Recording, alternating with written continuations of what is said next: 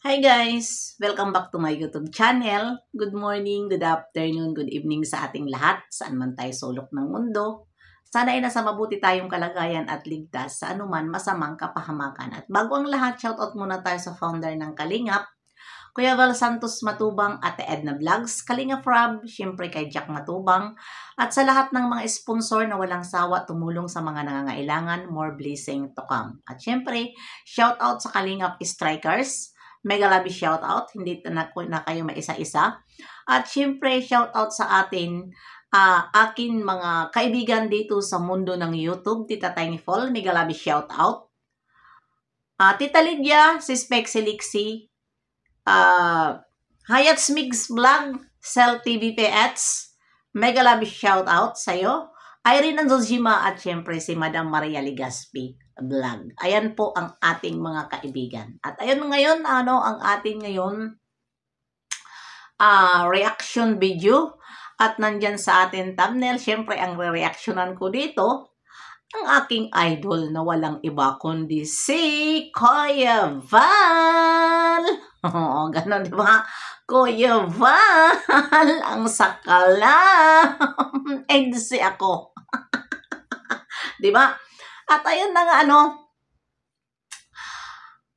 ang ating reactionan ngayon, yung mga nasabi ni Kuya Val na sana ay ingatan ang EDC. Ingatan ang EDC para hindi ito masira. At alam naman natin na maraming nagmamahal dito sa kanilang love team. Maraming nagmamahal. Hindi lang kay Bibi Beyonce, kundi pati na kay Kalingap Ido. Yon ang mga nagmamahal dito sa dalawa. At pag ganun lagi ang ipapakita, ni Arjin na kapag may episode ay minsan, ito ay hindi naman tawag nito, hindi naman lahat na episode. Ilang episode na ito na ganyan ang nangyayari sa kanya. Kasi nga, ay sinabi ko sa inyo na hindi niya makakaya ang sakit sa dibdib. Na kung ano-ano ang kanyang iniisip.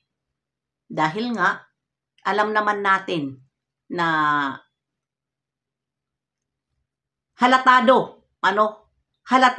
na minahal siya ni Kalingap Ido bilang beneficiary. Minahal siya ni Ido bilang beneficiary. At alam naman din natin kalahatan na si Kalingap Ido kapag may beneficiary ay ito kinakampihan talaga niya. Kinakampihan. Pero dito lang talaga siya nagkakaroon problema kay Arjin dahil nga pasaway.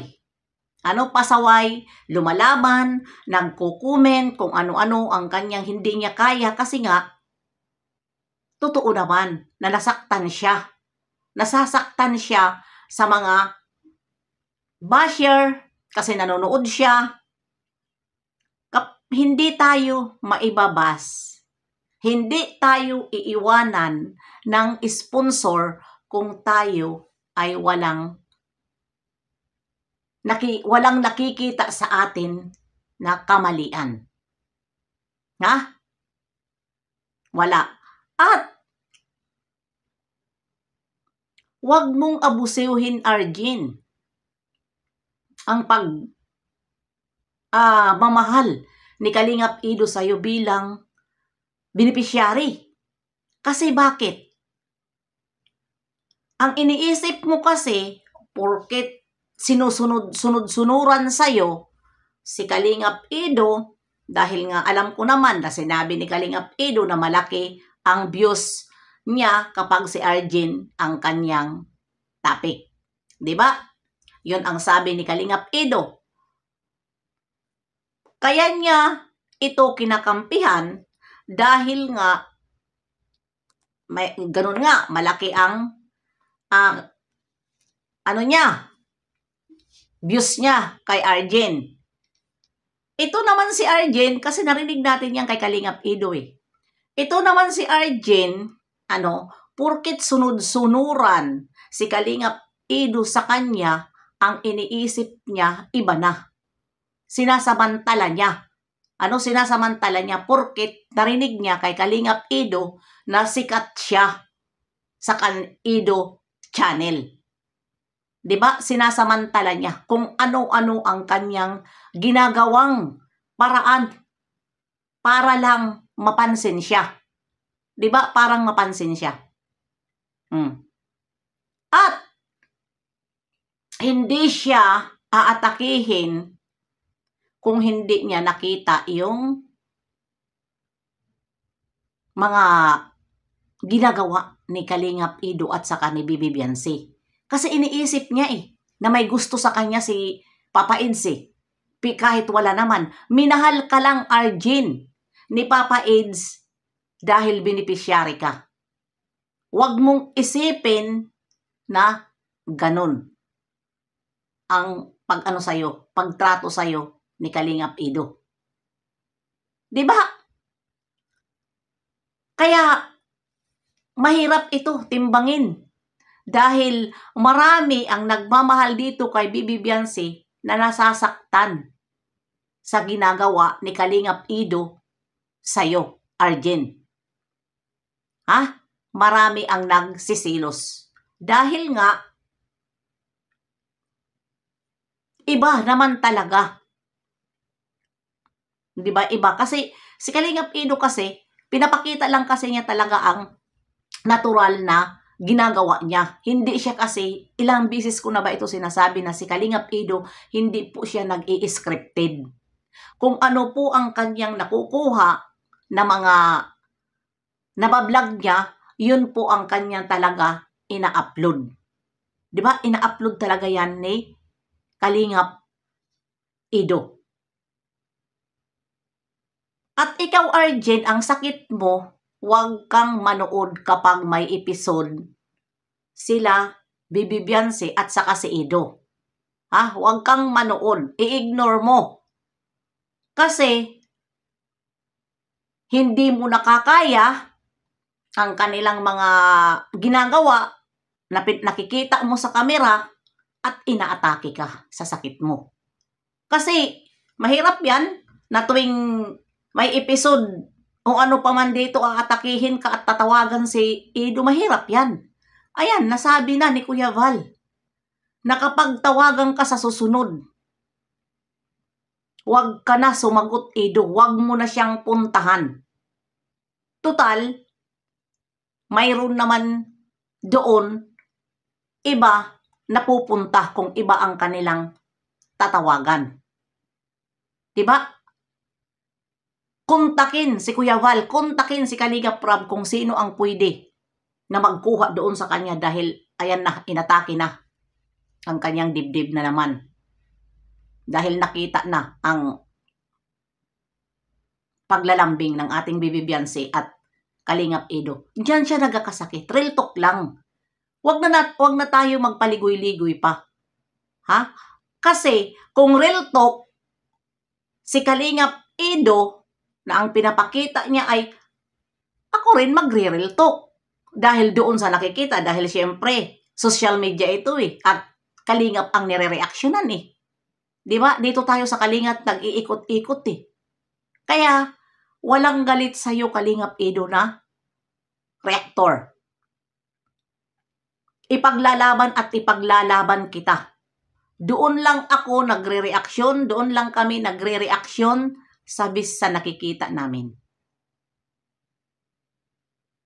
Walang galit, hindi po ang mga reaktor galit sa mga nagcha-charity na tulad sa'yo na hindi mapansamantala. Dahil ako, hangang-hanga ako sa'yo dahil tao kang totoo at hindi ka manggagamit. Pinapakita mo lang.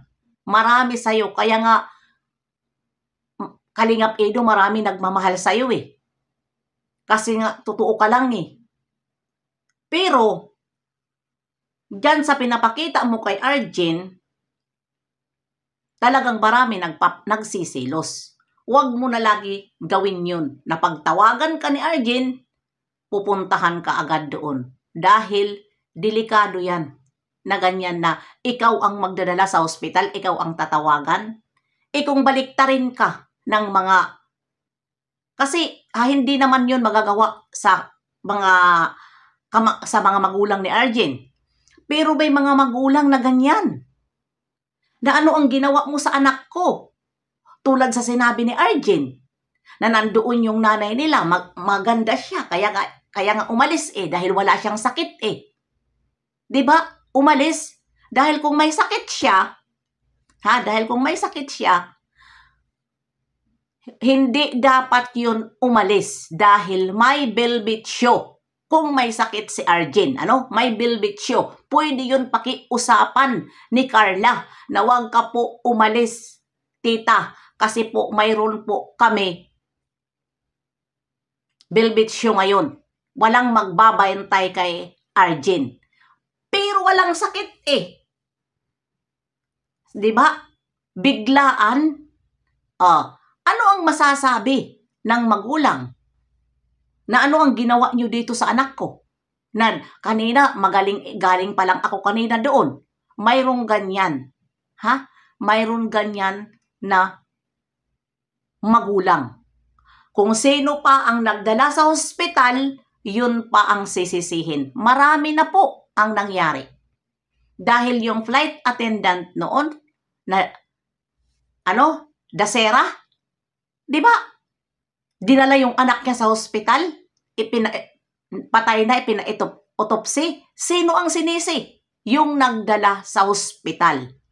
Yun po ang nagdala sa hospital, na hanggang ngayon, kaso pa rin yan. Di ba? Hanggang sa manamatay na ang nanay ng magaling na artista, kayon man ang sinisi dahil yun ang yun ang nagkarga hanggang sa inatake ang nanay dahil namroblema sa anak niya na nagkarga na yun pa ang kinasuhan ng mga dasera. Ilan sila na kinasuhan ng mga dasera na nagdala sa hospital dahil patay yung anak niya na flight attendant. May ganyan. Kaya wag na wag po, Kalingap Edo, yan. Wag na wag muna po yan gagawin. Dahil mayroon po nagbabaliktad. Kaya hanggang dito na lang. See you next live and upload. God bless sa ating lahat.